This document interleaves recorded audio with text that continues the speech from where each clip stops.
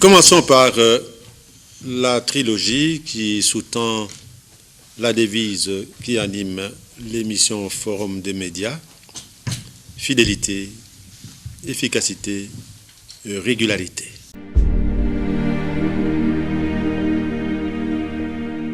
Découvrons ensemble la composition du plateau de séjour. Nous pouvons partir de notre gauche avec Robert Ngambi. Je suis membre du bureau politique au Parti Lumumbyiste Unifié et secrétaire permanent adjoint chargé de questions idéologiques et questions électorales au même parti le Palou du vénérable patriarche et immortel Antoine Gizenga. Antoine Gizenga est suivi de... C'est Mami Abongo, je suis analyste indépendante et je profite de votre plateau pour souhaiter une bonne fête à toutes les femmes du monde en général et des femmes congolaises en particulier. Oui, vous avez la fête le 8 mars. Le 8 mars. Et après Mami Abongo...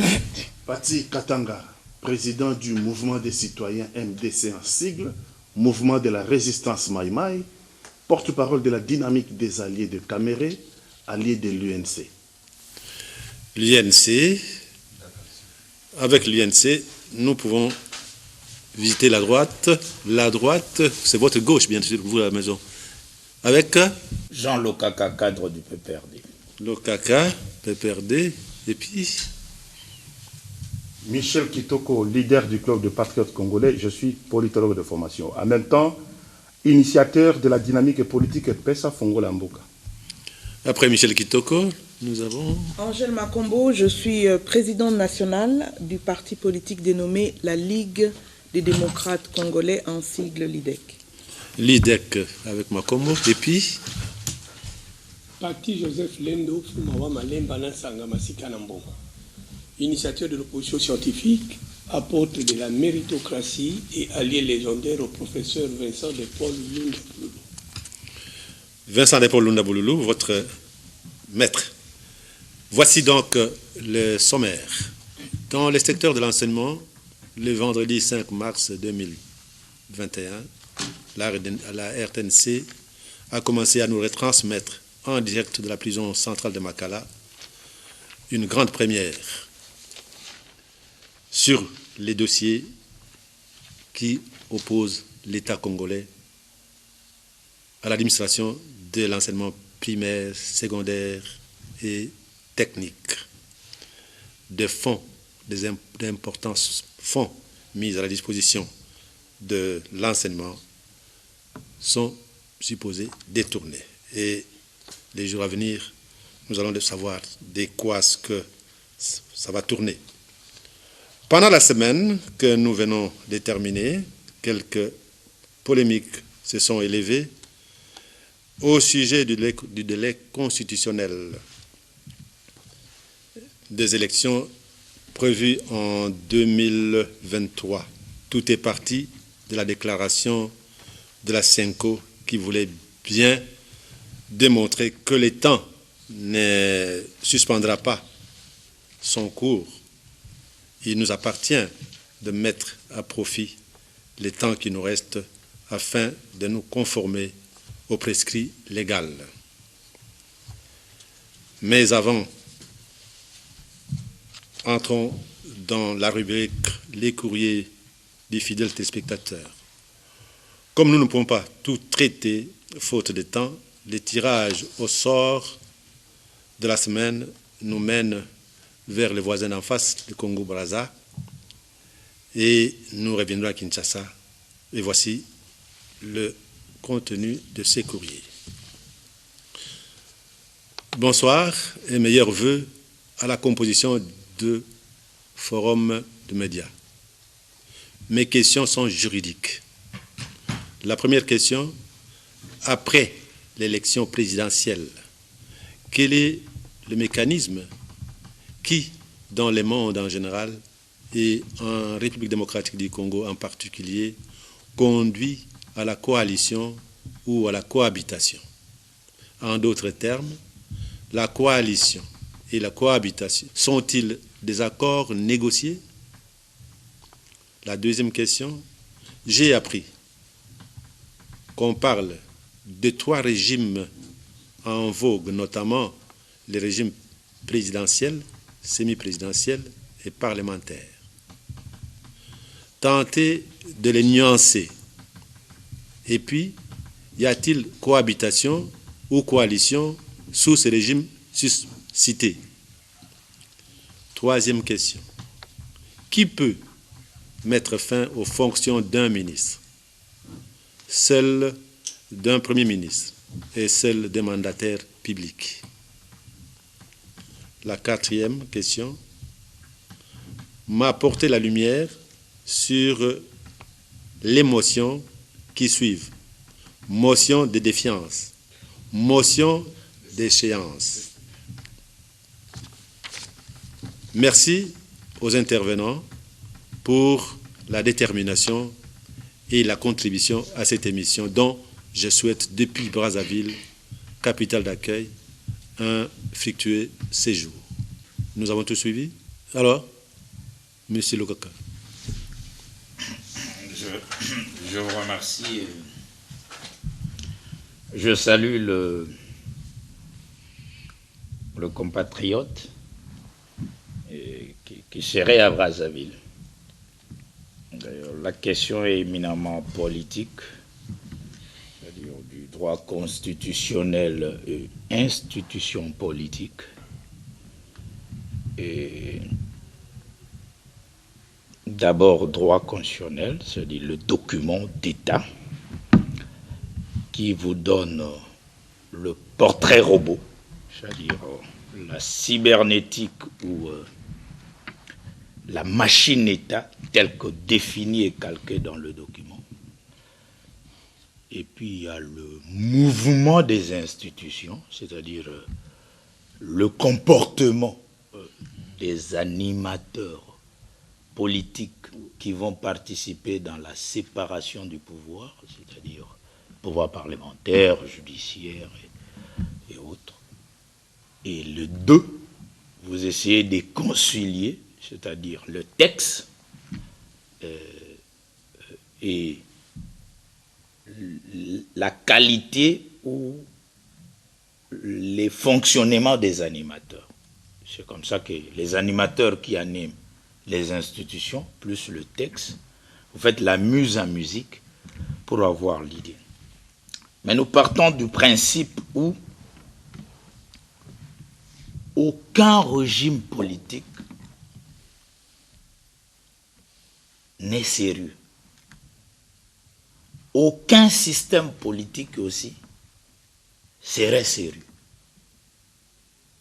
Donc, tout régime politique et tout système politique serait responsable ou sérieux si et seulement si ça amène la satisfaction des besoins de la collectivité. Est-ce qu'il y a moyen de lui répondre en ordre comme il a posé la question? Je lui réponds. Parce que la première question, il dit, quels sont les mécanismes qui a conduit la coalition ou la cohabitation, qui conduit à la coalition ou à la cohabitation après les élections? Excusez, directeur, je lui réponds du principe, parce que s'il prend notre constitution, c'est comme ça que je suis parti pour donner l'image d'abord. S'il prend notre constitution, la manière dont les partis politiques sont organisés en RDC, qui naturellement au départ constitue une déviance sur le plan idéologique, philosophique et rationnel, parce que vous allez vous retrouver dans les compositions des coalitions. Vous avez les libéraux, les communistes, les socialistes et tout. C'est-à-dire, nos acteurs politiques ne se composent pas d'une manière rationnelle sur le plan idéologique pour calquer la forme et la nature de l'État auquel ils rêvent, et la loi électorale qui organise le fonctionnement des élections les amène à faire ces accords et alliances? Si nous sommes trop longs, on risque de ne pas nous faire comprendre. Pour lui, il pose des questions précises pour lesquelles il a des difficultés. La première question est savoir quel est le mécanisme qui a conduit la coalition ou la cohabitation. Deuxième, il apprend qu'on parle de 3 régimes en vogue, notamment les régimes présidentiels, semi-présidentiels et parlementaires. Troisième question, qui peut mettre fin aux fonctions d'un ministre ou d'un premier ministre ou des mandataires publics? Et il termine par la question, lui apporter la lumière sur les notions qui suivent, notions qu'on appelle motions. Il a pris la motion de défiance et motion d'échéance. Voilà. Alors, est-ce qu'on peut prendre d'abord un juriste? D'accord, allons-y. Maître Lendo. C'est une question de culture générale. Voilà. Même un chimiste peut bien le faire. Donc il n'y a plus de séparation rigide entre les sciences. Mais néanmoins, par rapport à la question de notre ami, cohabitation, coalition, tout part du régime qui est mis en place. Dans le cas du pays, puisqu'il est compatriote, nous nageons dans un régime semi-présidentiel. Lui, c'est un voisin. Il est congolais d'ici, non? Non, il est congolais. Il est congolais de Brazzaville. Ah, donc en fait, la cohabitation, c'est lorsque dans une assemblée, il se dégage une majorité qui est distincte du point de vue de la mouvance politique avec le chef de l'État. Et là, on parle du coût de la cohabitation.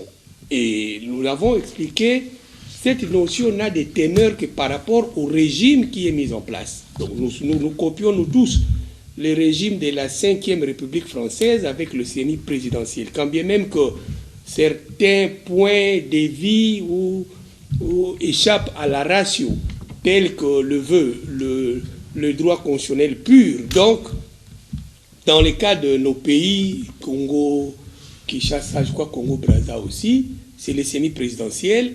Quand le président n'a pas de majorité dans l'Assemblée, il est obligé soit d'opter pour la cohabitation, c'est-à-dire il accepte la majorité là hostile à sa politique. C'est ce que nous avons vécu en France entre Mitterrand et Chirac. Et le monde sait comment ça a été.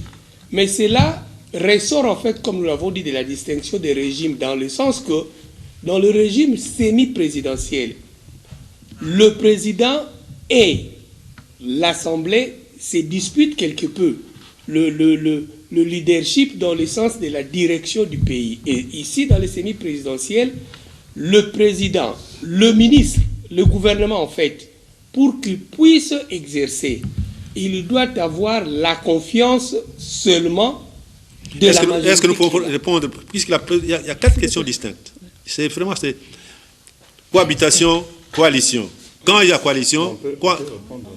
Oui, c'est ça que je disais. Il y a coalition si la majorité qui est au sein de l'Assemblée décide de collaborer avec le président. Là, on parle de la coalition, comme le cas de ce que nous avons vécu.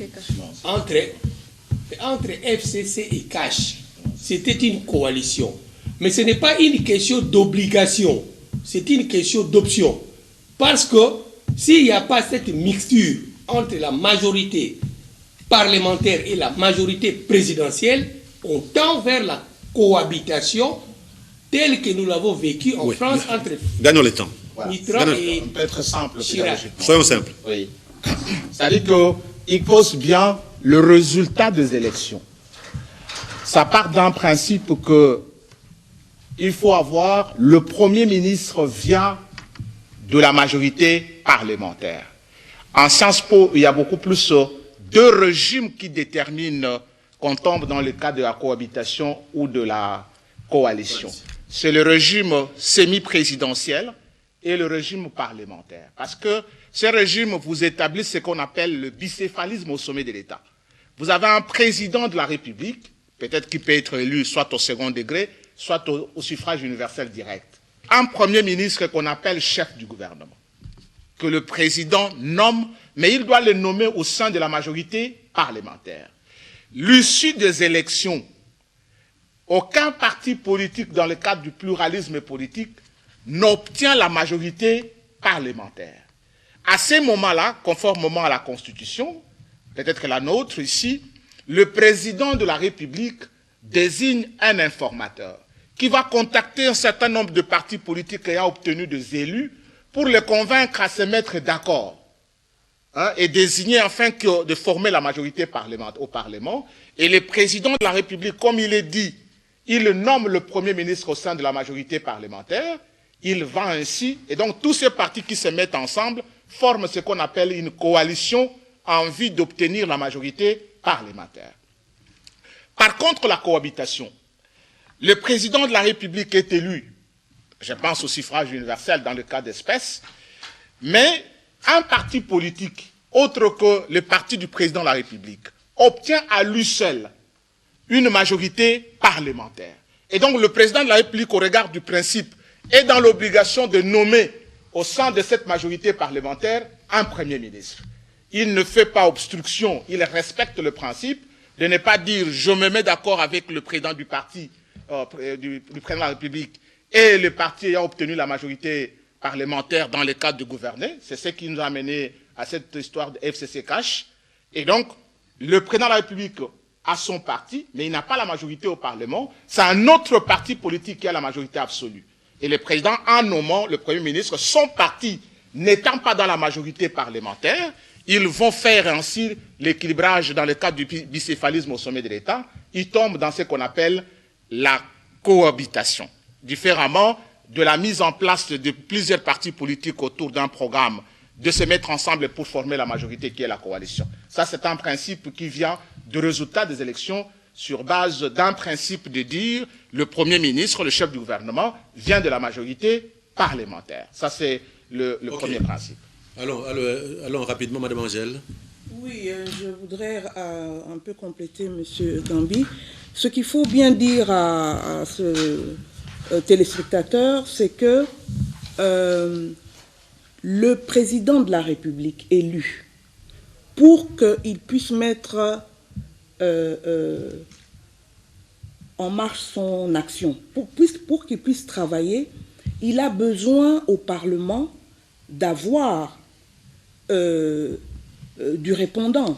C'est soit, comme vous l'avez dit, il gagne les élections, tout part des élections, il gagne la majorité absolue, mais comme s'il ne gagne pas la majorité absolue, il doit composer.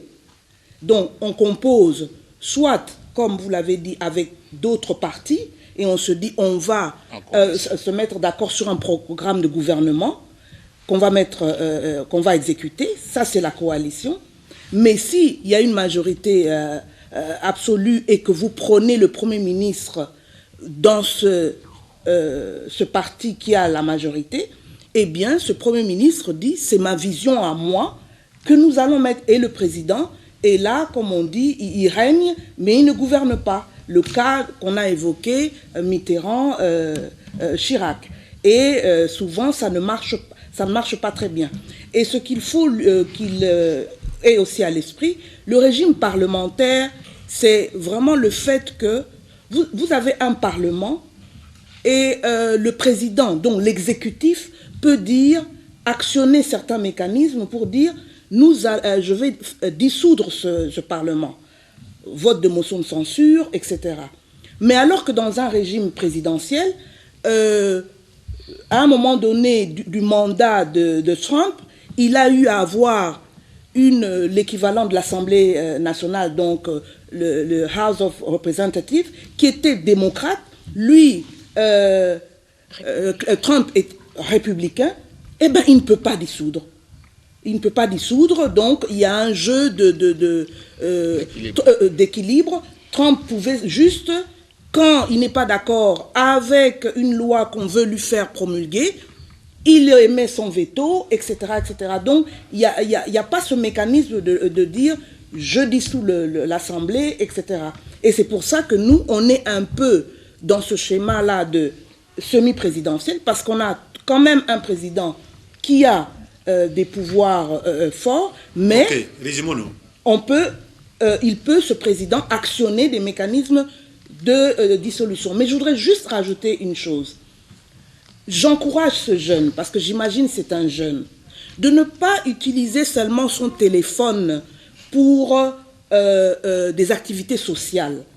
L'Internet, c'est ce qu'on appelle l'autoroute de l'information, de la connaissance. Toutes les questions qu'il pose dans notre émission, il peut trouver des réponses scientifiques. Pas seulement Google, mais des livres existent. Voilà, des livres sont dans l'Internet. Et ça va l'enrichir. Moi, j'encourage les jeunes. C'est pas seulement le truc social. D'accord, Madame Angèle. Apprenez avec l'Internet. D'accord, Madame Angèle, mais vous savez qu'on dit qu'un prince qui n'apprend ses leçons que par les livres, il risque d'assimiler mal ses leçons. J'ai pas terminé. Livre et suivez l'actualité. Vous comprendrez beaucoup de choses. D'accord. Oui. Merci, Noël. Ce qu'il faut préciser sur le plan scientifique, en rapport avec le divers régimes. Déjà, le régime parlementaire, c'est un régime qu'on trouve à Grande-Bretagne, où le parlementarisme règne comme tel, avec le Premier ministre, dans un régime complètement où le roi règne mais ne gouverne pas. C'est une monarchie. C'est une monarchie. C'est là l'origine du parlementarisme avec le système britannique. Le reste, soit est présidentiel. Et ce qu'on appelle le régime semi-présidentiel, c'est aussi semi-parlementaire. Il faut préciser ça. Hein, ce qui est semi-présidentiel est aussi semi-parlementaire. Parce que le vrai régime présidentiel, on le trouve aux États-Unis d'Amérique. Donc, c'est de deux sortes-là qu'il y a eu la symbiose. En France, on dit semi-parlementaire, semi-présidentiel, on le mélange. Il faut enchaîner simplement pour dire à notre téléspectateur que la coalition est quelque chose qui est issu des élections. Nous avons eu, par exemple, en 1960, les coalitions qui ont existé lorsque Patrice Emery Lumumba, lui, dans ces régimes qui étaient complètement parlementaires, voulait avoir une majorité d'ensemble en vue de diriger le pays comme il se doit. Mais néanmoins, ça n'a pas manqué qu'il y ait une opposition qui lui demandait, qui est une opposition constructive. Donc, le cas espèce, en ce qui concerne le Congo, c'est que nous sommes passés par des élections. Le président de la République avait son parti politique. Il n'est pas allé comme candidat indépendant. Et même s'il est allé candidat indépendant, il devait avoir une idée en tête qu'au finish, il devait avoir compté sur une majorité parlementaire pour bien mener sa politique au niveau du Parlement. Il n'existe pas une vision du président de la République au Parlement. Non. Ça, il faut qu'on sache expliquer le matériel là-dessus. C'est le programme du Premier ministre qui est responsable devant le Parlement. C'est lui qui conduit la politique de la nation. La constitution de notre pays fait que le président de la République avec le Premier ministre ensemble co-gèrent le pays et deviennent forts lorsqu'ils sont ensemble. Mais lorsqu'ils sont différents et qu'il y a une majorité qui a le Premier ministre, comme le cas que nous avons vu ici, FCC et Cash, ça fait que, évidemment, c'est de la majorité parlementaire qu'il faut tirer le Premier ministre qui doit conduire la politique de la nation. Là, il y a cohabitation. Mais si nous voulons, il y a cohabitation. Si nous voulons coalition, il fallait négocier, comme il a dit lui-même, que nous sommes tous des sociodémocrates.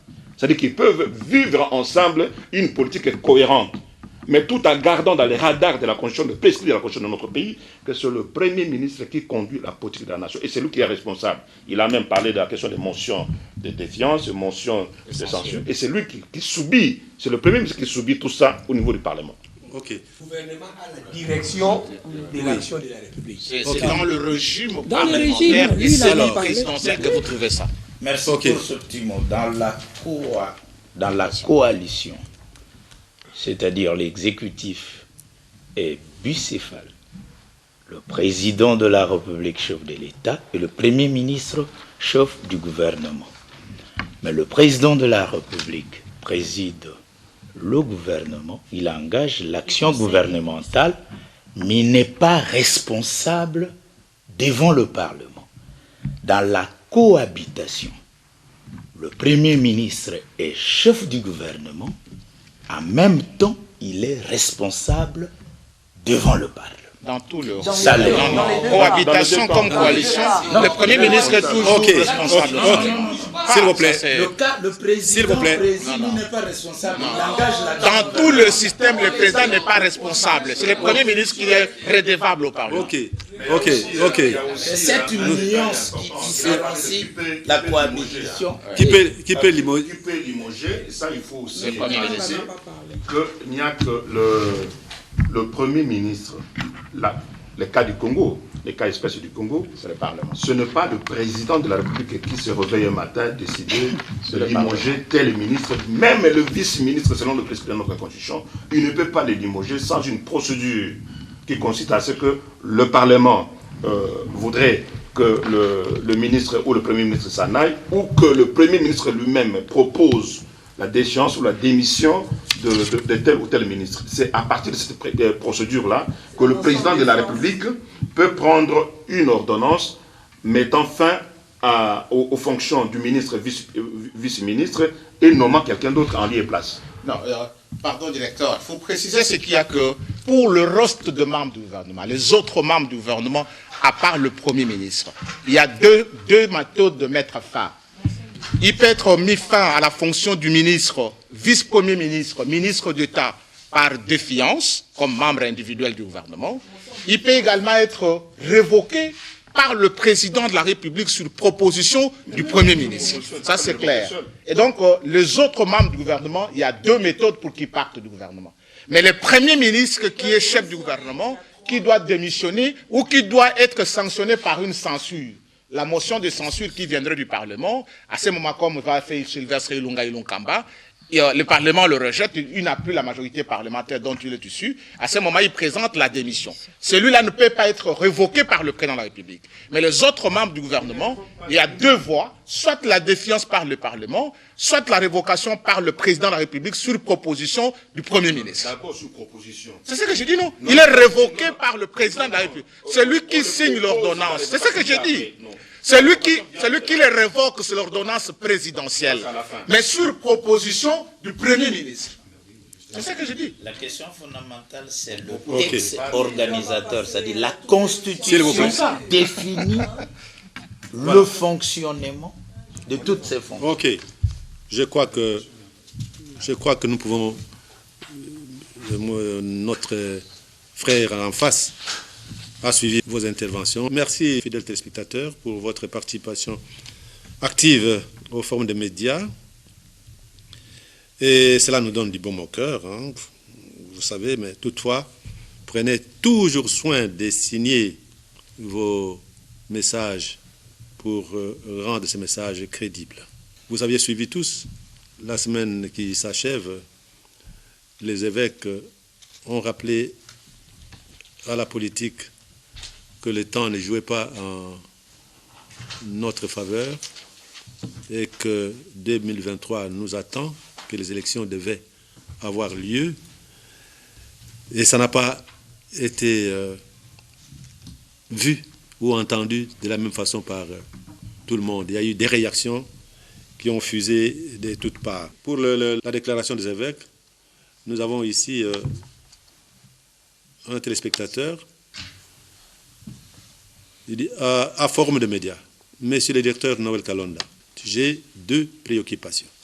Un, tout en étant d'accord pour les élections en 2023, pourquoi seulement présidentielles, sans communales et locales? Pourtant, nous voulons un pays gouverné de la base au sommet. Deuxième préoccupation, l'Église catholique, suite à la déclaration des évêques sur l'élection présidentielle en 2023, est devenue un fonds de commerce pour les antagonistes FCC et l'Union sacrée. Signé Timothée Kitavoa à Kinshasa. La réaction de la direction de communication du chef de l'État qui a réagi négativement. Et à la suite de cette réaction de la communication, de la direction de communication, il y a eu le recadrage du porte-parole qui recadre la direction de communication. Et après la réaction du porte-parole du chef d'État, de Kasongo Mwema, il y a eu un point de vue du secrétaire général de l'UDPS, Kabouya, Augustin Kabouya. Et ensuite, nous avons aussi vu la réaction de l'évêque Mukuna. Pour lui, pas question d'élection. Les réactions qui fusent de partout. Madame Abongo. Merci beaucoup, Monsieur Noël, pour la question. Concernant les préoccupations de Monsieur Timothée, où il parle des élections, nous avons toujours fait le constat selon lequel les processus électoraux que nous avons... Monsieur Timothée se réfère à la déclaration des évêques. Hein? Il est parti de la déclaration des évêques. Les processus électoraux que nous avons connus dans notre pays, nous commençons mais nous ne terminons pas. Il reste toujours les élections locales, communales que nous n'organisons pas. Et ça ne date pas d'aujourd'hui. Donc il faudra, au prochain cycle électoral, qu'on puisse songer à commencer et terminer le cycle. Concernant la déclaration des évêques, des princes de l'Église, je crois que la Synco n'est pas à sa première publication ou à sa première intervention. La Synco est comme une église au milieu du village. Elle organise ses réunions et prend position. Et ce qui nous a tiqué, ce sont les réactions dont vous venez d'évoquer tout à l'heure. Au sein de la présidence, où on a vu deux réactions différentes, alors que c'est une même structure. Donc là, on voit tout simplement qu'il y a un déficit organisationnel au sein de la présidence qu'il faudra corriger. Et lorsque je reviens sur la déclaration en soi, je ne vois pas le mal qu'a fait la Synco à rappeler aux dirigeants qu'il y a le cap qu'on doit atteindre en 2023, c'est-à-dire les élections. Vous êtes sans ignorer que lorsque le FCC-CACH a commencé son mariage, quelque temps après, nous avons appris cap 2023. Échéance 2023, quelque chose de ce genre. C'est-à-dire, ils se projetaient déjà vers 2023 qu'il y aurait élection. Alors, en quoi, quand la Synco parle de l'organisation des élections en 2023, ça doit déranger? C'est constitutionnel. Qu'il pleuve, qu'il neige, en 2023, nous devons déboucher sur les élections. Pourquoi la Synco insiste là-dessus? Parce qu'il n'y a pas que les élections où la Synco a parlé de beaucoup de choses, de la justice, de droits de l'homme, de l'éthique, des personnes qui doivent composer le gouvernement. Mais on s'apaisantit plus sur les élections. C'est comme si certains ne sont pas prêts pour les élections 2023. Lorsque vous suivez, moi je suis fan de l'Internet. J'entre dans toutes les fenêtres là à la quête de l'information. Moi j'ai suivi deux communicateurs du parti présidentiel qui ont dit, je le dis ici, qu'en 2023, on n'organise pas les élections. Pourquoi? Parce que le social du Congolais ne s'améliore pas. Mais M. Kabila a organisé les élections, il n'a pas pour autant amélioré le social du Congolais. Le Congolais est resté pauvre. Alors d'où vient qu'on nous dise aujourd'hui, non, tant que le social du Congolais ne s'améliore pas, tant que la situation à l'Est ne s'améliore pas, nous n'irons pas aux élections. Mais on a organisé les élections, les gens continuent à mourir à l'Est. Est-ce que c'est ça la raison pour qu'on puisse dire on doit envisager un certain glissement? Heureusement que la Synco a tapé du poing sur la table et vous avez vu les gens commencer à changer de ton, à changer de parole. Mais ce que les communicateurs du parti présidentiel ont fait, c'était comme chercher à envenimer la situation. C'était comme des ballons d'essai, voir quelle sera la réaction de la population. Donc on n'a pas à tirer à boulet rouge sur la Synco. La Synco l'a toujours fait, c'est l'église au milieu du village. Elle a toujours eu un ton ferme lorsqu'elle se décide à parler. Moi, je pense que le parti présidentiel n'a pas à s'agiter. Donc, 2023, qu'on termine son programme ou pas, qu'on ne réalise pas les désidérata de la population ou qu'on les réalise, en 2023, on doit aller aux élections et voter des nouveaux dirigeants. Il ne s'agit pas, le parti présidentiel ne s'est pas agité parce que on a vu des différentes réactions. Augustin, qui est le secrétaire général, n'a pas été d'accord avec la direction de communication de la Mais présidence. on n'a pas condamné ce que l'évêque a dit. On n'a pas condamné ce que les communicateurs du parti présidentiel. Je ne peux pas les citer ici. Mais quand vous entrez sur YouTube, ils ne font que dire ça. Je n'ai pas vu là où le parti présidentiel a dénoncé ça. Donc il fallait que la Synco fasse sa déclaration pour qu'on puisse un peu faire un recadrage.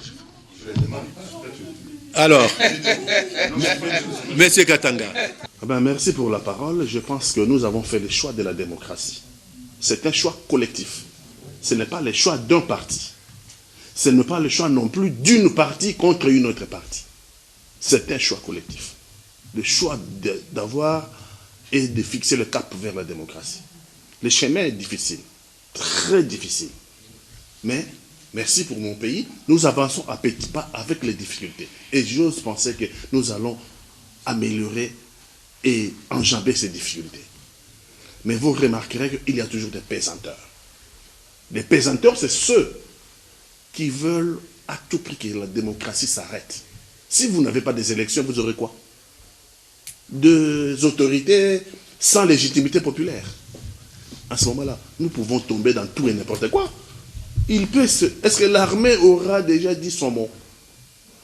Tout est possible. Tout est possible lorsqu'on dépossède le peuple de son pouvoir de souverain primaire. L'Église est dans son rôle de nous rappeler, attention, nous avançons, mais est-ce que nous nous préparons déjà pour les élections? Parce qu'on devait savoir que le premier jour que le président de la République a prêté serment, au lendemain, il devait commencer déjà à préparer les prochaines élections. Et l'Église a remarqué que cela ne se fait pas. Et l'Église nous rappelle. Et pas moi qui ai combattu Kabila. Lorsque les princes de l'Église parlaient contre les régimes de Kabila, nous étions derrière les princes de l'Église. On ne va pas se dédire, ce n'est pas sérieux, ce n'est pas honnête, c'est même maladroit. C'est même maladroit. Dans le même terme, l'Église a tenu ce discours, ce langage contre les régimes de Kabila. Nous nous sommes levés, nous nous sommes dit, oh là, nous avons un soutien de poids, c'est l'Église. Mais aujourd'hui, lorsque c'est notre tour, et que l'Église nous rappelle que nous avons fait le choix de la démocratie, attention, préparons-nous, parce qu'en 2023, on doit avoir des élections. Attendez, on se lève pour vilipender l'Église. On se lève pour insulter.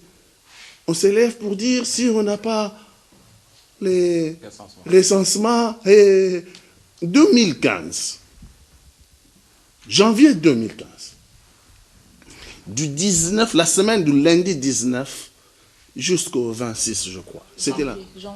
Janvier 2015. 2015. Donc, nous sommes parmi ceux qui ont appelé cette manifestation-là. Et c'était pourquoi? C'était parce qu'on discutait au Parlement.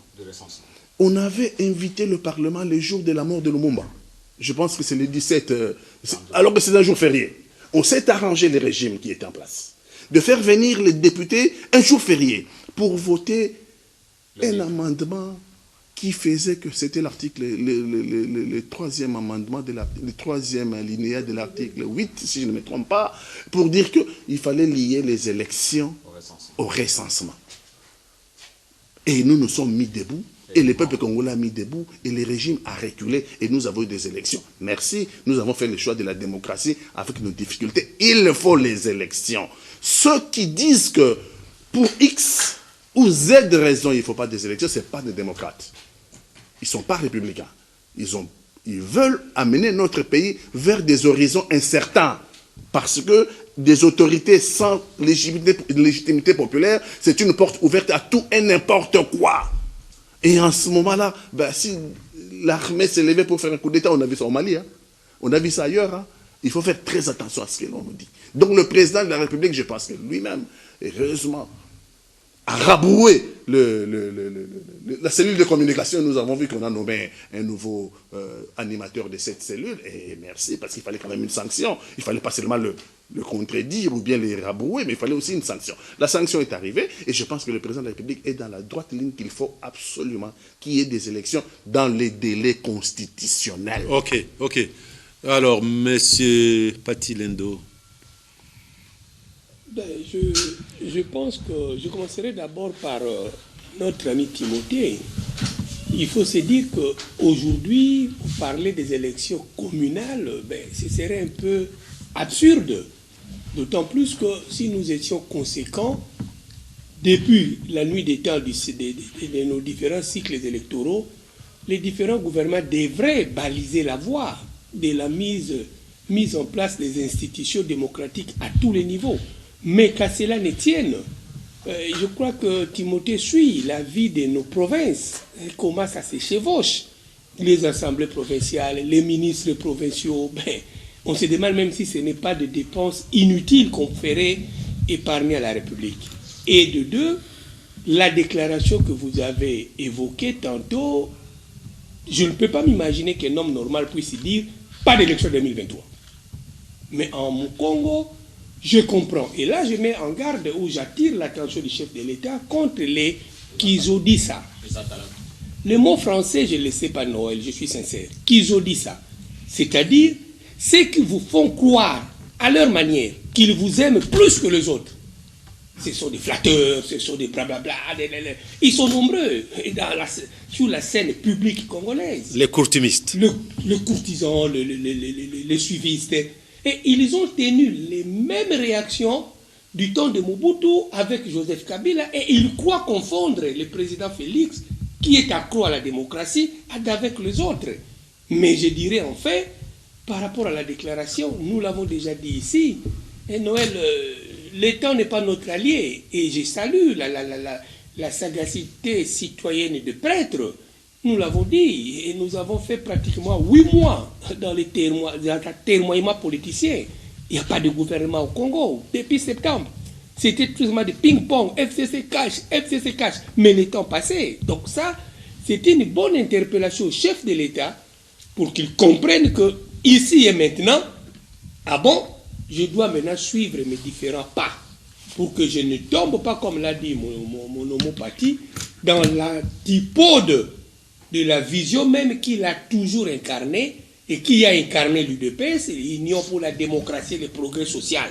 L'UDPS ne changera pas aujourd'hui parce qu'un pasteur aurait voulu la faire changer. Et je terminerai en 4e lieu en dire, nous avons évoqué les dysfonctionnements de la présidence. C'est dommage que cela ne vienne qu'avec la déclaration des évêques. Nous avons dit, sincèrement, il faut que le président revoie la structuration de la présidence. Qui doit dire quoi? Vous avez vu vous-même que la direction de communication s'est contredite devant le porte-parole qui a dit pratiquement la même chose, mais ça ne se fait pas comme ça.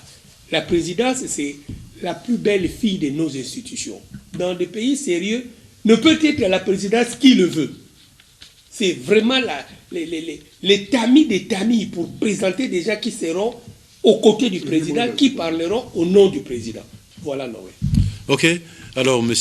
Ngambi, après avoir suivi les différentes interventions concernant la déclaration des évêques, vous faites quelle opinion? Alors, je pense que pour l'instant, il faut remercier le président de la République parce qu'il a pris en contre-courant la direction de communication. Toute sa lutte, il dit, il s'est battu pour la démocratie. Et ça, c'est vérifiable. Et donc, ce qui est plus important, c'est que Pati Lendo vient de dire. Il y a plusieurs personnes qui pensent que la bonne manière de se faire prévaloir, c'est de se faire un Joko Yababao, un Atalakou. Je ne pensais pas à Guaco, mais il est encore vivant. Et donc, de pareilles personnes ne rendent pas service ni au président de la République, encore moins à la nation. Ce sont des gens qui sont au service de leur ventre. Ils sont au service de leur ventre. Est-ce que même c'était opportun qu'on présente le président de la République ou la présidence comme si opposé à sa société civile? Et laquelle société civile? L'Église catholique qui a accompagné depuis la conférence nationale souveraine avec le fait Etienne Tshisekedi ou Mulumba, dans la transformation sociale en quittant d'un régime totalitaire pour un régime de liberté, la démocratie. Donc aujourd'hui, présenter Tshisekedi Félix Tshilombo comme il était en opposition à l'Église catholique avec des mots impropres. Comment vous pouvez croire que parce que Monseigneur l'archevêque a donné une position, directement vous dites il est au service de ceux qui ont fait des complots contre les investisseurs au Congo, donc il est avec Mouzito, ou il est avec Fayoulou. Ils l'ont fait parce que, est-ce que le président de la République peut dire, il a vraiment l'envie de dire, je serai président à vie, pour s'accrocher au pouvoir d'une manière illégale, non démocratique. Je pense que cette façon de présenter, et même ceux qui passent dans le chêne, se faisant croire qu'ils communiqueraient pour les comptes du parti présidentiel. Je pense que mon ami Augustin Kabouya, secrétaire général de l'UDPS, est clair là-dessus. Je pense pour l'instant, il faut qu'il interpelle toute personne qui passe dans le média et qui ne va pas dans le sens de l'orientation du président de la République, qui ne va pas dans l'orientation exprimée par le secrétaire général de l'UDPS, Augustin Kabouya, et qui serait dans cette tendance d'Atalakou. Je vois même des gens aujourd'hui se pavaner à travers la République, candidature unique 2023, et au finish, c'est quoi? Donnez-moi si vous ne me donnez pas mécontentement. Tout ça, c'est quoi? Alors, Monsieur Lokaka. Moi, en tout cas, je vous remercie sincèrement. Je médite même la beauté de la démocratie. C'est tautologique pour la RDC, République démocratique du Congo. Libre opinion. Et puis vous n'allez pas empêcher les gens d'avoir des avis contraires.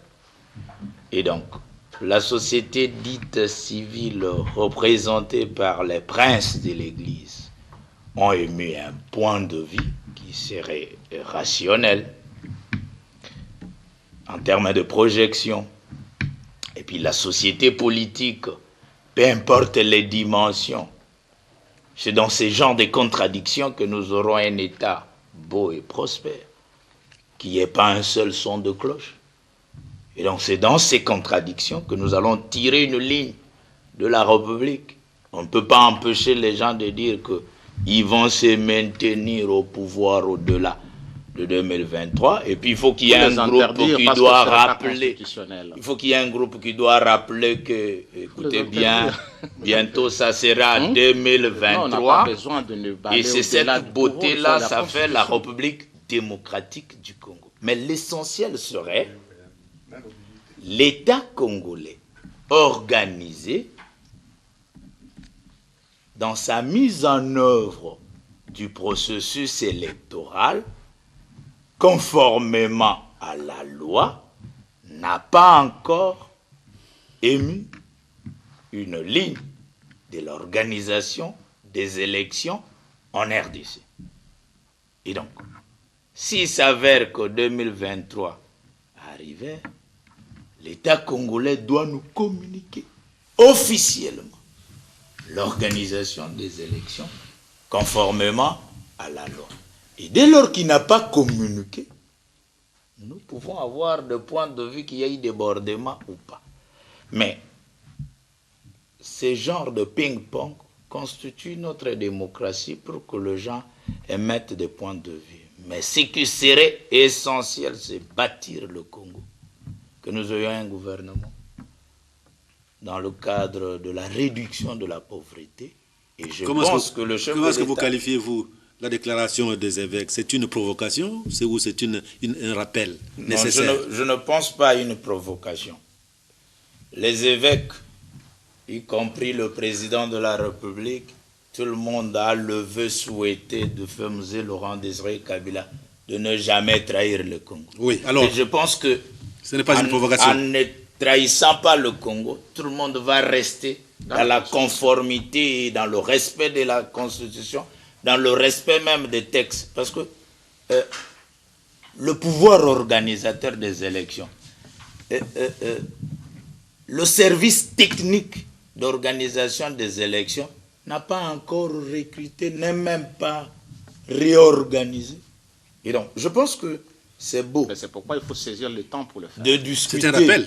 C'est un rappel. Alors, comme la société. Que dirait M. Kitoko? En fait, moi, je voudrais simplement dire une chose quand même que moi je considère d'une importance capitale. C'est qu'aujourd'hui, on en est arrivé là, mais ça fait un moment depuis que le président de la République est dans ses fonctions, que cette question a toujours été d'actualité, qu'il n'y aura pas des élections en 2023. Le parti présidentiel ne cesse de le dire ouvertement, à ciel ouvert. Et jamais je n'ai vu personne ici sur le plateau condamné. C'est qu'aujourd'hui que la Cinco commence à élever les voix. C'est aujourd'hui que la Cinco commence à élever les voix, la voix, que les gens commencent à se dire, bon voilà, attendez ici. Le président de la République, qu'on se le dise, ce n'est pas lui qui organise les élections. Il y a bientôt là, ce n'est pas le président qui organise les élections. C'est lui qui organise les élections. S'il vous plaît. Il n'y a aucun article de la Constitution qui vous dit que c'est le président qui organise les élections. C'est l'État congolais qui organise. Justement, l'État congolais vit à un gouvernement responsable que vous qualifiez aujourd'hui de l'Union sacrée où vous êtes ensemble. Oui. C'est-à-dire qu'aujourd'hui, vous êtes responsable devant la nation, Union sacrée, auquel vous faites partie, oui, de dire la vérité au peuple congolais pour qu'il n'y ait pas cacophonie. Nous avons la cacophonie au niveau de la présidence de la République entre le porte-parole ainsi que l'organe de presse au niveau de la présidence. Et d'ailleurs, j'ai toujours décrié ici que le président de la République parle plus que son porte-parole. Je n'ai jamais encore entendu chaque mois où le porte-parole fixe l'opinion sur la façon. Le président parle plus que son propre porte-parole. Il vous parle, hein. Donc il n'a même pas besoin de porte-parole. Donc de ce point de vue, moi, ça ne m'étonne pas qu'il y ait cafouillage, parce qu'on connaît déjà le problème, les dysfonctionnements politiques et administratifs qui sévit au niveau de la présidence de la République. Ne nous ramenez pas ça maintenant au sein de votre union sacrée pour dire, voici le peuple congolais, 2023, il n'y a pas assez de moyens. J'entends parler, on évoque Covid-19 qui a détruit l'économie du pays et qui fera qu'on n'aura pas assez de moyens pour organiser les élections. Vous devez organiser les élections en 2023. On ne vous laisse pas un seul jour, vous, union sacrée. Organisez les élections d'ici 2023 et on vous tient à l'œil. 5 ans ou pas 5 ans avec le peuple, nous vous regardons et nous voulons les élections crédibles. Et sinon, vous connaissez votre sort. Vous avez menacé les régimes passés ici et on ne vous donne pas une seule seconde. Cette fois-ci, nous préférons dire la vérité. Vous analysez ou vous faites des menaces? Non, j'ai dit non. C'est l'union sacrée. C'est des menaces. Parce que c'est l'union sacrée. Aujourd'hui, c'est l'union sacrée. Ils sont tous dedans. La population est restée pour son compte avec quelques individus leaders d'opinion ici et là, que nous sommes, et nous nous préparons pour que la vraie élection, d'abord, on a débordé, on ne parle plus des élections municipales, urbaines et locales, on n'en parle plus, vous avez déjà complètement dépassé, vous n'en parlez même plus, et demain, c'est les élections, 2023, c'est les élections présidentielles et législatives, il faut les organiser, et locales, et municipales, urbaines, présidentielles et législatives. Nous vous attendons là-dessus. Dépassement d'un seul jour. La population est avec vous. Madame Angèle, vous n'avez pas analysé les interventions, les cadrages de porte-parole de Songo Mwema. Vous n'avez pas analysé la communication de la direction. Vous n'avez pas pris en considération le point de vue d'Augustin Kabouya. Et vous n'avez pas fait aucune allusion à monsieur, comment est-ce qu'on appelle, l'évêque Mukuna. Ils sont ensemble. Mukuna, il soutient l'évêque Mukuna, madame, l'UDPS, et l'UDPS soutient le président de la République. Et je ne vois pas comment le pesanteur au sein de l'Union sacrée fera que les choses changent. Vous aurez des difficultés. Et voilà pourquoi j'ai toujours dit que l'Union sacrée va imploser d'ici sous peu. Madame Angèle. Voilà, moi je ne serai pas un oiseau de mauvais augure. Tout ce que je vais dire, voilà, prophète de malheur, je veux le bien pour mon pays. Oui. malgré les difficultés. Donc la chose que j'aimerais dire, je trouve qu'on fait un procès d'intention au président. Si vous lisez son discours du 6 décembre, où il reprend justement les recommandations que les forces politiques et sociales, les principales du pays, lui ont faites, avec insistance, il y a ce point-là d'élection. En 2023. Exactement. Donc il en est conscient. Ne faisons pas un procès d'intention. C'est vrai que, peut-être, comme vous les avez cités, je vous laisse ce terme, mais c'est des proches, des analystes, proches du parti présidentiel, etc., appellent de leur vœu un report. Mais lui, le principal concerné, ne l'a pas dit, ne le veut pas, et a même rappelé son combat politique. Donc, s'il vous plaît, calmons un peu les choses. Autre chose, l'Église catholique, comme on l'a dit, elle est dans son rôle. Comme Paty l'a bien rappelé aussi, comment nous, quand on était dans l'opposition à l'époque, on appuyait ces interventions, etc. Mais la question que je me suis posée quand j'ai lu leur déclaration, en toute quiétude, je me suis dit, est-ce que le timing est bon? Est-ce que face aux enjeux du moment, eux-mêmes savent, rappellent qu'il y a urgence pour le gouvernement, il y a urgence pour le programme, est-ce qu'il y avait, le timing était bon? Ils ne pouvaient pas attendre 1 mois, 2 mois pour faire ce rappel-là? C'est ma question. Parce que, si vous remarquez bien, le Congolais a une prédilection pour tous ces querelles politiques. C'est semaine après semaine. Mais les grandes questions de fond, on ne s'en occupe pas.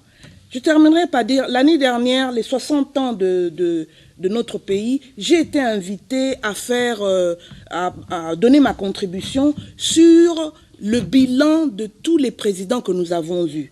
Donc, 5 présidents. Le 5e, le bilan est peut-être un peu trop tôt, 4. Et on m'avait dit, choisis un thème.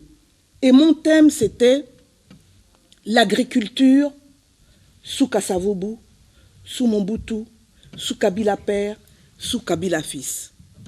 Et c'est un sujet qui me passionne.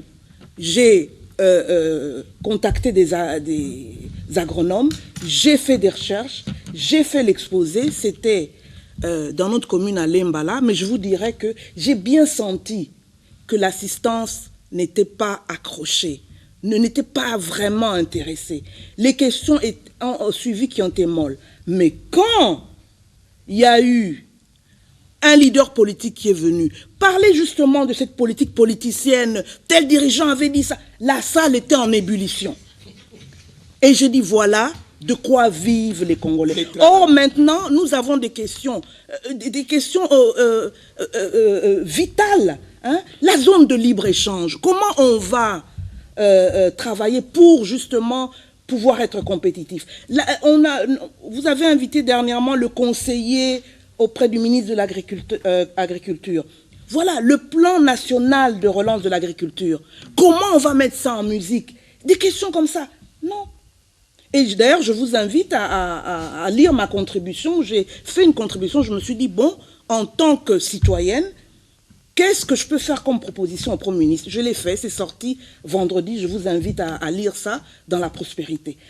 Et oui, la politique politicienne compte, oui, ces questions comptent, oui, dans 1 mois, 2 mois, il sera temps de rappeler ça à l'ordre, de dire est-ce que nous avons alloué assez d'argent, parce qu'il faut allouer chaque année, n'est-ce pas, pour les élections? Oui, mais est-ce que, c'est là où je me suis posé la question, l'Église catholique, les évêques sont trop intelligents. Hein, comme je dis d'ailleurs, je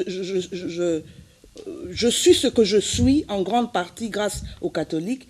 Ils savaient ce que ça pouvait donner. Alors, est-ce qu'on n'aurait pas pu décaler ça d'1 mois, 2 mois, voir ce que et pousser pour la formation de ce gouvernement, insister sur ce que vous voulez que ce gouvernement fasse? Et moi, c'est la question que je me suis posée.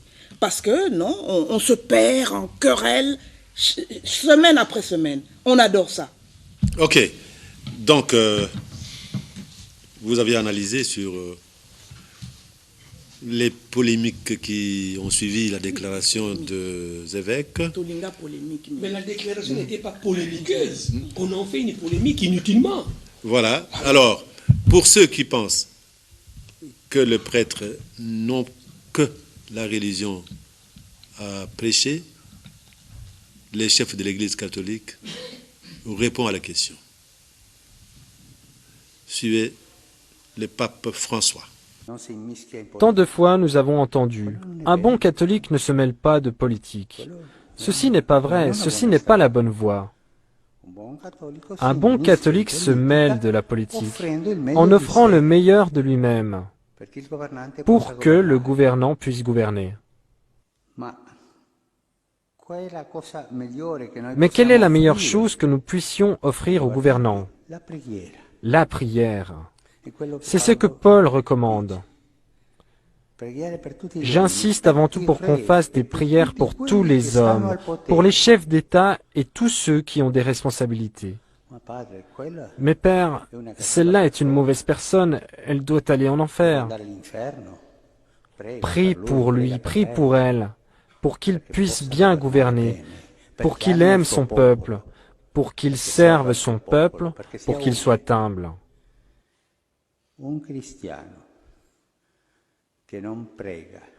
Un chrétien qui ne prie pas pour les gouvernants n'est pas un bon chrétien. Mais Père, comment prier pour cette personne qui est quelqu'un qui ne va pas? Prie pour qu'il se convertisse. Il a dit un vrai chrétien doit faire la politique. Un vrai chrétien doit faire la politique. Et c'est la religion de la libération en Amérique latine. Bon, la théorie, voilà, la théorie. Donc on est tous d'accord là-dessus. Ok. Nous sommes au mois de mars, c'est le mois de la femme. Et le 8, c'est la journée consacrée. Pour cette année, le thème international pour ce mois de la femme, c'est leadership féminin pour un futur égalitaire dans le monde de la Covid-19. Et nous avons aussi un thème national. Le thème national dit leadership féminin, d'excellence, société égalitaire et numérique à l'ère de la Covid-19. Alors, les dames, que vous disent ces deux thèmes-là? Madame Angèle. J'ai trouvé le thème tel que formulé, surtout le thème national, un peu trop compliqué, hein, un peu trop alambiqué. Bon. Ce leadership féminin, non, moi je vais directement au thème international. Pour un monde égalitaire, bon, oui, c'est un vœu, mais que je dis pour le moment, c'est un vœu pieux, parce que nous voyons bien qu'on est loin du monde égalitaire. Mais la lutte que mènent les femmes, c'est un processus, hein, et il faut d'abord cette journée du 8 mars et ce mois du 8 mars nous permet de faire un bilan où nous sommes. Et effectivement, il y a eu des avancées. Regardez, la femme congolaise a progressé. La femme congolaise va à l'école, elle occupe toutes les fonctions. Donc, il y a un grand progrès. Il n'y a pas un domaine d'activité, on ne voit pas des femmes congolaises. Hein? Je connais même 2 jeunes, elles sont en plus jeunes femmes pilotes, s'il vous plaît. Donc, bon. Mais on aimerait que ça se développe plus, parce que dans le Congo profond, il y a des enfants, et en particulier des petites filles, qui ne vont pas à l'école, etc., qui n'ont pas les soins de santé et tout. Donc, c'est un processus, il faut faire des progrès là-dessus. Et, mais, moi, je me dis que le progrès est trop lent. On pourrait aller un peu plus vite, comme dans d'autres domaines en RDC, on pourrait aller plus vite. Mais pour aller plus vite, oui, il faut la conscientisation des femmes, mais il faut aussi que le pouvoir politique, les pouvoirs publics nous aident. Parce que quand on regarde bien, la RDC, on est en retard hein, sur ce thème du monde égalitaire par rapport à beaucoup de pays, même des pays en Afrique. Et on est surtout en retard sur le leadership politique. La femme congolaise ne participe pas à la gouvernance de ce pays. Hein, il y a d'ailleurs une femme professeure dans une université à Bukavu qui a même dit que la RDC, c'est le pays des hommes. C'est les hommes qui dirigent depuis 60. La femme n'est pas là. Donc ça doit changer. Le leadership économique, la même chose, alors que vous voyez des femmes d'affaires battantes et tout, mais elles ont encore beaucoup de blocages. Mais moi, je reste optimiste parce que je vois que ce processus va dans le bon sens. Je vois que les femmes prennent de plus en plus conscience qu'elles doivent apporter leur part, surtout que, messieurs, nous sommes plus nombreux que vous. Donc, nous sommes plus nombreux que vous. Organisez-vous bien pour gagner les élections. Voilà. Et puis, deux, nous sommes reconnus pour être plus honnêtes que vous. Ça, qui me l'a d'ailleurs dit, c'est Madame Ellen Johnson Sirleaf.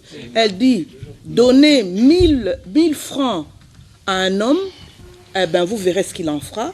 Donnez 1000 francs à une femme, elle va d'abord penser, les enfants vont manger quoi? Celui-ci, ce deuxième enfant, il n'a pas, les chaussures ne marchent pas, etc. Comment? Il y a des femmes malhonnêtes. Les hommes, je ne dis pas tous, mais beaucoup, dans leur budget, et je tiens ça de l'ancienne présidente du Libéria. Elle dit, ajoutez à ça, nous savons comment l'homme en général vit, c'est deuxième bureau, c'est petit ami, bon, donc, donc au final, je pense qu'il faut en tout cas renforcer le leadership de la femme, et je suis la première à dire, ce renforcement, on le fera avec vous, et ce renforcement, c'est aussi grâce à vous que ça a eu lieu. L'article 14 de la Constitution. Par la méritocratie. L'article 14 de la Constitution. Les hommes étaient majoritaires au Parlement. Il est passé parce que vous étiez là. Ok. Donc, voilà. Alors, une autre dame, vous avez deux thèmes, national et international. Quel thème qui vous a le plus touché? Bon, merci beaucoup pour la question, Monsieur Noël. Le 8 mars, c'est le jour où on honore la femme. C'est le jour où on permet... Vous êtes honoré tous les jours. Bon, le 8 mars, c'est particulier et le mois de mars nous est offert. Et ça vient d'un combat. Et ce combat vient de loin. Donc, le 8 mars, c'est un jour où on permet à la femme de valoriser son statut. Et c'est déjà demain. Et le thème national, vous l'avez évoqué, leadership féminin d'excellence, société égalitaire et numérique à l'ère de la Covid. C'est quoi ça? Et comme Madame Akombo l'a dit, c'est un peu touffu. Et j'ai essayé de pénétrer quand même le thème. Je me dis leadership féminin, la femme doit imposer son leadership partout où elle est. Elle doit se faire remarquer parce qu'elle a des défis à relever. Et ce leadership, nous le voulons dans tous les circuits de la vie nationale, politique, économique, ainsi de suite, culturelle, et aussi à l'école. Aujourd'hui, il y a la gratuité de l'enseignement où nous avons vu beaucoup de filles accourir à l'école et c'est à féliciter. Leadership politique, nous voulons qu'il y ait un nombre élevé de femmes dans les institutions. Prenez l'exemple seulement de cette table ronde. Aujourd'hui, que nous commémorons le jour de la femme, on devait avoir une tribune où il n'y a que des femmes. Mais regardez, nous sommes 2 sur... Qui vous a chassé? En tout cas, on n'est pas misogyne. On n'est pas misogyne. Hein. Nous sommes 2 sur 7. Ça prouve déjà à suffisance que la femme n'adhère pas beaucoup à l'action politique. C'est de sa faute, n'est-ce pas? Oui, ce n'est pas l'homme qui vous chasse. Ce n'est pas seulement de sa faute, mais on doit la conscientiser. On doit la faire voir que c'est important qu'elle puisse occuper des postes pour que le pays puisse aller de l'avant. Vous avez vu à l'Assemblée nationale, 1 femme sur 7, et vous avez vu au Sénat 3 femmes sur 7. Donc, vous voyez, que c'est quelque chose que nous devons faire. C'est un combat de longue haleine. Il faut toujours conscientiser la femme, lui faire voir qu'elle a un rôle important à jouer dans la société. Elle ne doit pas laisser la place aux hommes. Mais c'est depuis longtemps. Nous sommes majoritaires, nous devons renverser la tendance. Et on parle d'une société égalitaire. Nous évoluons dans une société où l'homme et la femme ont les mêmes droits. Société numérique, aujourd'hui, la femme est appelée à actualiser ses connaissances. Aujourd'hui, il y a beaucoup de notions. On parle de start-up. On veut voir aussi les femmes initier des start-up. On veut voir aussi des femmes initier des choses qui feront d'elles des personnes importantes de la société. À l'heure de la Covid-19, oui. La Covid, nous savons qu'elle a décimé l'humanité, ça fait une année. Et en une année, on vient de mettre en place des vaccins. Nous osons croire que ces vaccins-là pourront résoudre tant soit peu ce problème de Covid-19 et à la fin maintenant de rebondir, de faire en sorte que le monde parle d'elle. Nous avons commencé et nous sommes déjà dans le bon. Oui, dans tout le cas, ça fait bien longtemps que les écoles mixtes existent. Hein? Les écoles mixtes. Donc la discrimination n'existe pas. La femme, si elle est en retard, je crois que c'est de sa propre faute. Bon, comment réagit Katanga? Bon, Madame Makombo, je peux réagir? Je pense que les thèmes qu'on nous propose est en décalage complet avec ce que vivent les femmes congolaises.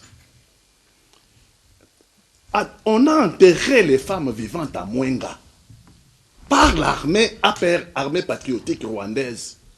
Et c'est dans le rapport Mapping. Nous aurions souhaité le 8 mars que la communauté internationale nous dise que le tribunal est prêt parce qu'on ne peut pas laisser impunie une armée qui était en conquête dans notre pays qui a enterré les femmes vivantes. Ça aurait été compris par les femmes congolaises. Ce que les femmes congolaises vivent, la communauté internationale l'ignore complètement. On parle de quelles femmes? On parle de ceux qui ont été en Europe et qui ont échoué, qui sont revenus ici et qui veulent nous imposer des thèmes européens. Non, nous sommes africains. Nous n'acceptons pas ce qu'eux ont accepté chez eux. Eux acceptent chez eux d'être homosexuels. Chez eux là-bas, ils acceptent l'homosexualité. Ils veulent nous imposer, nous, l'homosexualité comme étant une valeur. Nous sommes polygames. Et c'est la valeur fondamentale de notre société depuis nos ancêtres. Chez eux, c'est devenu une anti-valeur. Nous sommes en contradiction complète entre leur société occidentale et notre société. La femme rurale de notre pays, la femme rurale souffre. La femme rurale se bat et se lève tout le matin pour aller chercher de quoi manger, aller faire la plantation. Mais il n'y a rien en ce qui concerne les thèmes qu'on nous envoie ici. On nous dit leadership féminin. Mais commencez par construire les écoles. D'où viendra le leadership? Commencez par construire les écoles. Commencez par former nos enfants, notamment les filles. On n'a pas le moyen. Nous avons la guerre. On nous a imposé la guerre pour avoir nos minerais stratégiques à vil prix. Conséquence, on n'a pas les moyens pour envoyer nos filles à l'école. Et les responsables, en grande partie, c'est nous. Et en partie aussi, c'est la communauté internationale.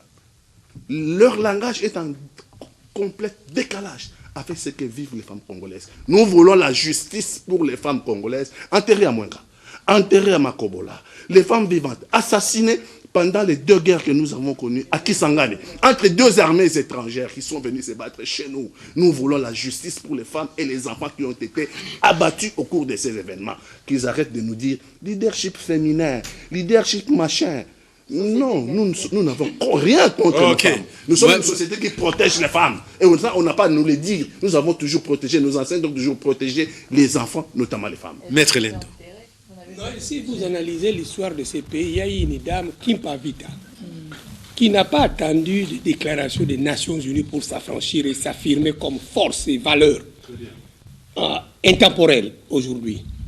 Je me ferai, sans vouloir froisser les femmes qui s'accrochent à leur féminité, me faire Aristote autour de ces plateaux pour dire ceci. Ces discours m'agacent, des femmes, femmes, femmes. Pourquoi je l'ai dit? Eh bien, je l'ai dit avec Aristote. Je pense que cette époque est révolue. Aristote a parlé de imbecilitatem sexus, le sexe imbécile. Il n'y en a plus. Madame Makombo, c'est une valeur. Elle a un cursus honorable. Nous avons Madame Ambongo, elle est d'une grande administration fiscale.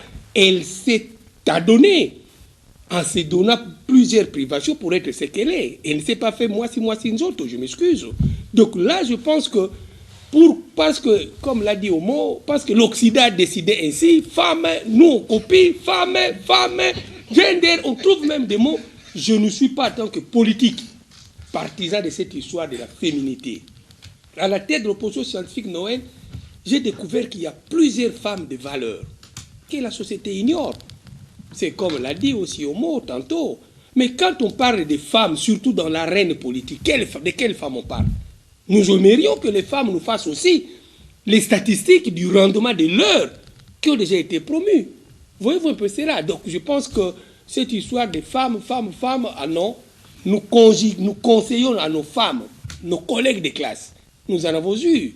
Sophie Kanz n'a pas attendu la déclaration pour se faire importante. Elle s'est imposée dans les premières années de Mobutu. Une femme exceptionnelle. Nous avons une cursus, nous avons nos collègues. Ministre d'État. Ministre d'État à l'époque. Voyez-vous, il y en a plusieurs.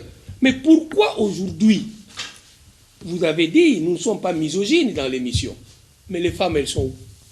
Mais elles doivent venir, même dans les réactions des courriers des auditeurs. Vous avez déjà fait la comptabilité de ceux qui interviennent?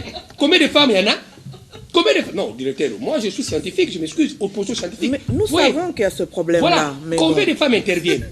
Mais lorsqu'il y a le gouvernement, la femme c'est le raccourci. Nous conseillons aux jeunes filles de suivre l'exemple de leurs qui ont pu donner une certaine exemplarité comportementale et qui ont su donner le meilleur d'elles-mêmes sans faire référence à leur féminité, parce qu'ici, la femme, c'est le moi, c'est nous autres. Je terminerai en disant, Noël, on a été en concertation avec le président Kabila. À la clôture, le président nous offre un repas. Noël, je vais citer par là. Le président nous offre un repas. Le président Kabila était tellement émerveillé par le travail que nous lui avons rendu. Nous sommes au chapiteau du Palais du Peuple. J'ai pas aimé le président entre. Ça, j'ai pas aimé. Directeur, je m'excuse. La femme. Le président entre. Nous avons des amis autour du président. Il était là détendu, voulant passer le temps. J'étais là. Pendant que nous étions là avec le président, en train de vouloir manger, les femmes 2, 3, 4 que vous connaissez se sont mises debout, allaient chanter devant le président et commencer à danser. Directeur, quelle danse? Non, directeur, je me suis mis debout. Peut-être que le président m'avait écouté, c'est pourquoi il était parti si tôt. J'ai dit, le président a sa femme. S'il veut voir des femmes danser, maman Olivier là, pourquoi vous venez danser? Moi, on m'a appelé, voilà des choses qui nous aller énervent. danser, j'ai dit non. Voilà des choses qui nous énervent. J'étais là. Ok. Alors on doit corriger les choses. J'étais là. Alors, Gambi. Je pense que notre société, la République démocratique du Congo, il n'y a pas un domaine aujourd'hui où sur le plan de la législation établit encore la discrimination entre l'homme et la femme. Tu as déjà trouvé combien de capitaines de bateaux ici? Non, le problème c'est, dans ce domaine-là, je parle bien de la législation. Il n'y a pas une législation, il n'y a pas une loi qui établit une discrimination dans le domaine de la navigation. Le problème, je voulais revenir, que c'est le problème maintenant, c'est un problème d'individu. C'est lui, l'homme qui veut s'orienter dans la navigation, il est libre. La femme qui veut s'orienter aujourd'hui, les femmes qui ont accepté d'être des pilotes de l'air, d'avion, est-ce qu'il y a une loi qui discrimine ça? Il n'y en a pas. Je vis notre fille de Massimanimba, la fille de ma sœur Antokipulu, qui est pilote aujourd'hui, qui a piloté Congo Airways de Kinshasa jusque Lubumbashi. Ça fait la fierté de nous du Kulu. C'est la fierté nationale. Et la fierté nationale, mais aussi c'est la fierté de la femme. C'est tout ce que nous voulons. Madame Makombo est présidente d'un parti politique. Madame, vous avez déjà vu un engouement de femmes qui viennent prendre l'adhésion? Engouement, non, il faut pousser. Voilà. Mais quand vous demandez dans ces partis entre les hommes et les femmes, qui sont nombreux? Les femmes.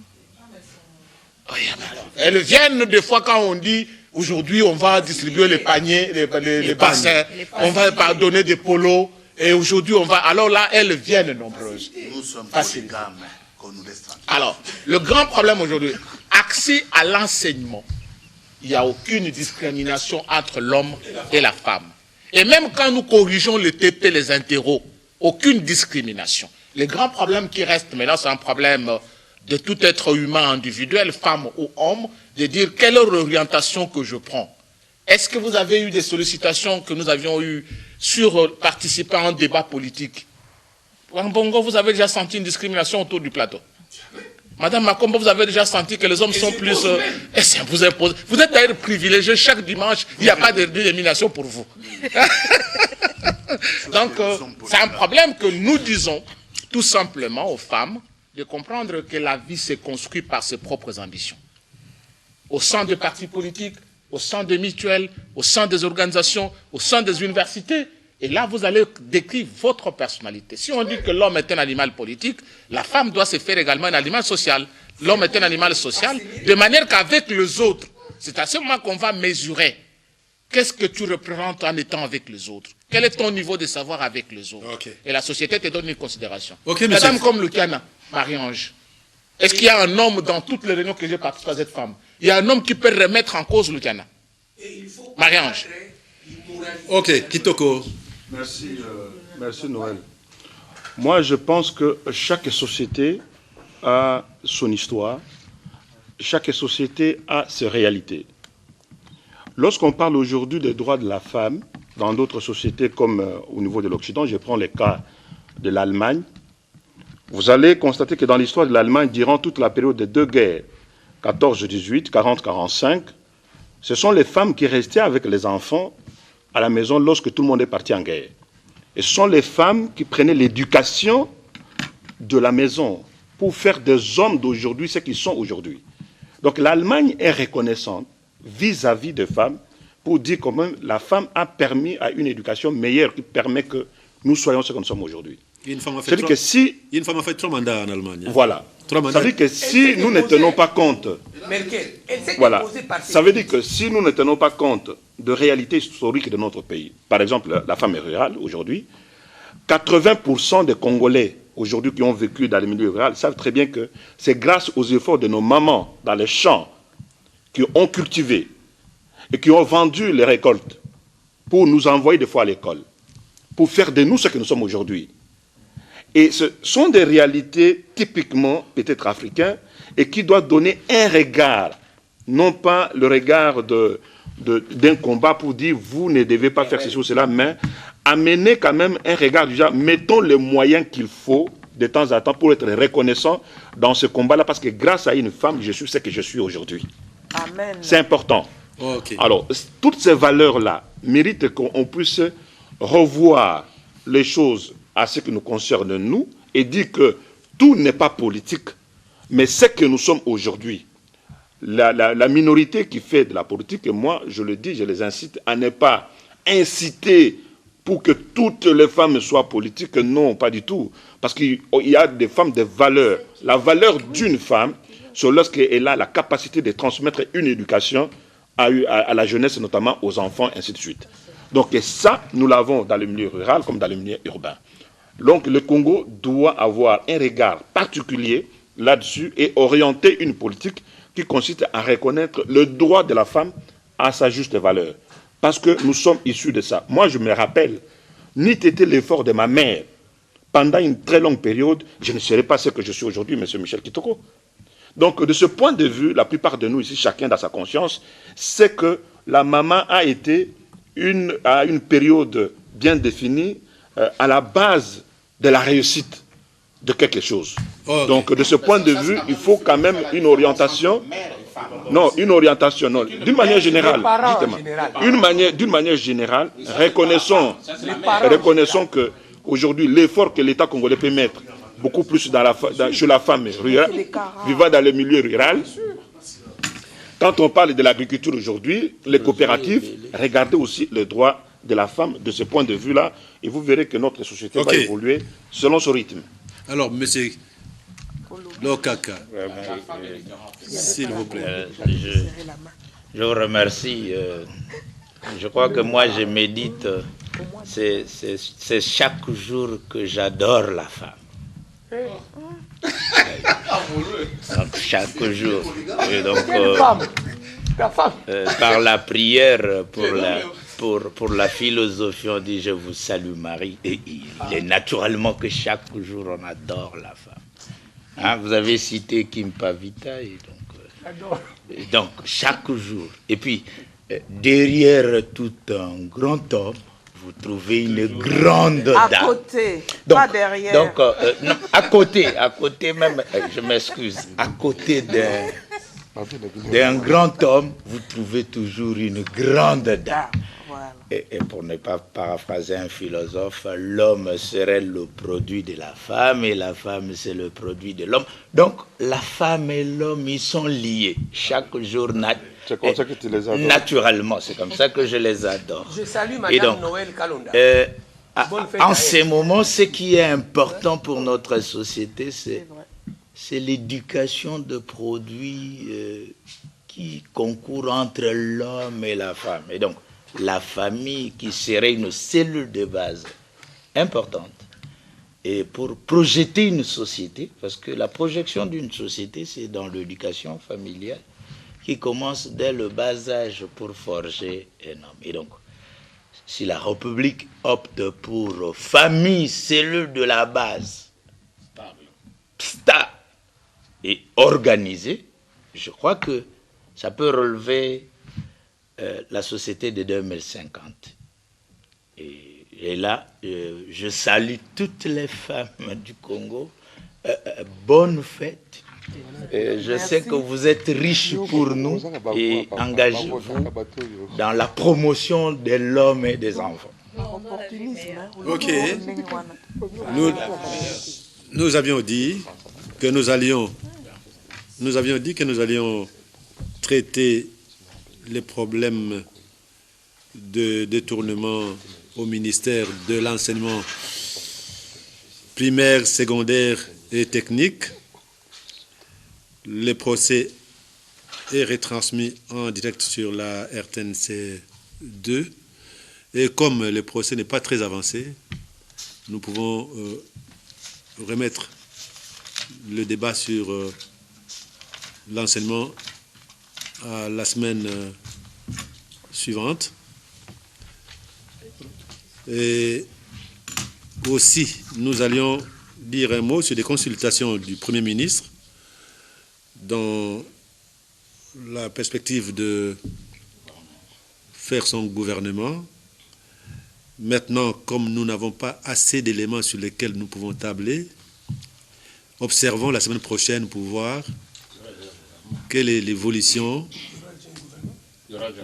S'il y a déjà un gouvernement, c'est déjà une bonne chose. S'il y a un gouvernement, c'est déjà une bonne chose parce qu'en ce moment-là, nous allons analyser les choses en conséquence, puisque nous saurons qui font partie du gouvernement, quelle valeur nous pouvons donner à cette équipe que tout le monde attend de tout cœur. Si vous n'en ferez pas partie, Noël, parce qu'on ne sait jamais. Je ne suis pas politique. Mais vous en faites partie des citoyens. Je ne suis pas politique. Alors, nous disions que pandémie Covid-19, jusqu'à aujourd'hui, plusieurs types de vaccins, plusieurs pays ont trouvé des vaccins, et nous avons appris aussi la semaine qui venait de se passer qu'en République démocratique du Congo, nous avons plus d'1 million de doses de vaccins qui nous est arrivé. Mais malheureusement, les scientifiques et surtout les médecins, entre eux, ne parlent pas le même langage sur les vaccins. Et la semaine prochaine, nous reviendrons sur les vaccins.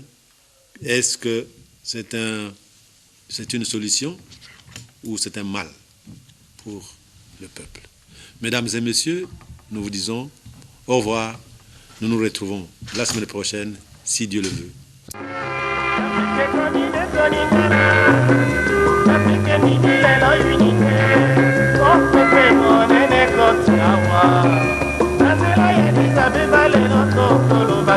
Unité Africa. mokili na mokili afrika lobi molili esili bandeko totika boswate na boyokani boliso na tebo tosibwa baeta uni tengo